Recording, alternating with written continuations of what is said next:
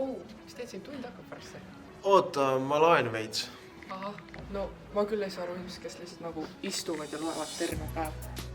Aga sa oled varasemalt üldse mingit raamatut lugenud? Okei. Aga filme oled elus vaadanud korduvalt? Jee. Aga mis on need põhjused, miks sa raamatuid üldse ei loe? Ma ei tea, raamatus ei ole nagu midagi huvitavat, et filmides on palju rohkem nagu life'i sees ja nagu saad visuaalse efekti, kuidas see välja näeb. No ma selle põhjal järeldan, et sa oled väga igavaid raamatuid sattunud lugema ja see on ka põhjus, miks need raamatud sind üldse ligi ei tõmba. Ma ei tea, võimalik.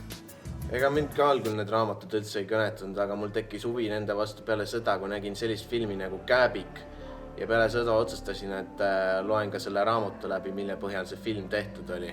Ja peab tõdema, et raamatus oli kordades rohkem emotsiooni kui filmis, mistõttu ma ütleks, et raamat oli kordades parem kui see film.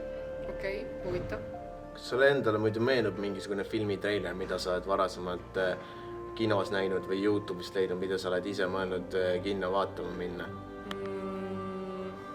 Ma midagi olen nagu vaadanud küll. Mis filmitreilerit viimati vaatasid? Labürindi jooksja.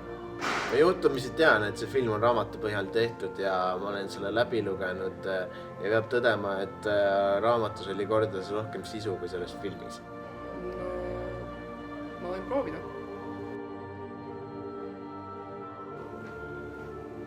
Vaata vaid, hakkasidki lugema. Ja, et ma ikka käisin raamatukogus võtmas selle raamatu. Peaks ütlema, et mulle meeldib see raamat palju rohkem kui see film, et siin on palju rohkem emotsionaalsust ja nagu tunned sees kui filmis, et ma arvan, mulle meeldib see raamat rohkem. Ise on Timmi.